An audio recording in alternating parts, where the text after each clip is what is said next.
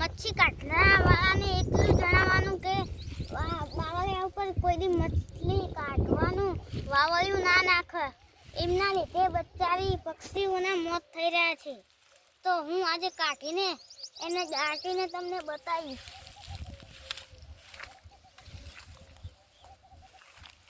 ચકલી કાઢવા જાઓ ગારામાં?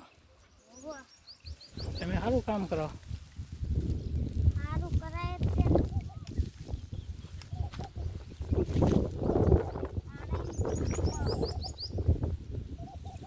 તમને આવી ચકલી દેખાય ને તો કાઢીને બચાવીને ગાંઠી દેજો. પછી અહીંયા જ લઈ લેવું બધું. એટલે તમને પણ ફૂલ મળશે.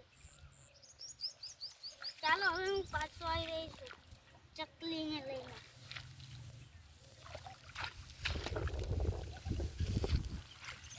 આ જો આ તમારા લીધે બચારી ચકલીના બચ્ચાનું મૃત્યુ થઈ ગયું. આને હવે હું દાટવા જઈ રહ્યો છું. તમને જો આવી ચકલી બચારી મરેલી મળે ને તો તરત એને દાટી દેજો. ક્યાં તમે પાણીમાં કાઢી લાયા? હા, પાણીમાં બચારી તડપીને મરી જાય. તો આપણે ખોદીને ચકલીને દાટવાની છે. બંધ કરો. ના ચાલો રોજે. બીજી નહીં, બીજો ખાદાડો. આમ જો પડ્યો બોલેરો ગાડી રહી અહીંયા.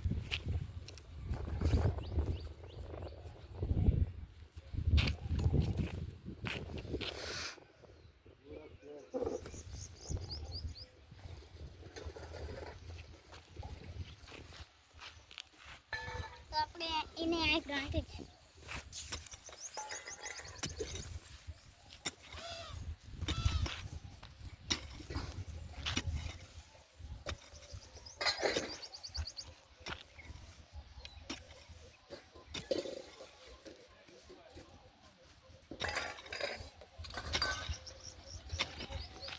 માટી લઈ લે એમાં.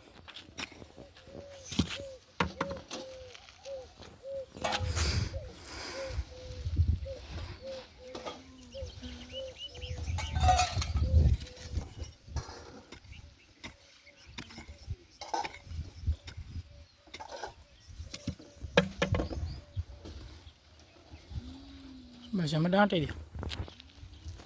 જો તમને પણ આવી ચકલી મળે તો દાંટી દેજો મારી જીવતા. એટલે આપણને પૂન મળે.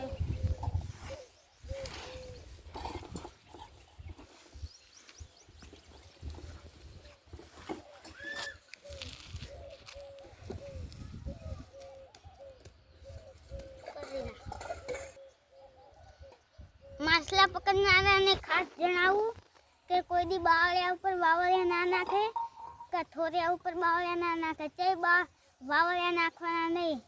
તમારા લીધે બચારી ચકલીઓના મૃત્યુ થઈ રહ્યા છે. એના લીધે ચકલીઓ પણ મરી રહી છે. જય માતા. જય માતાજી.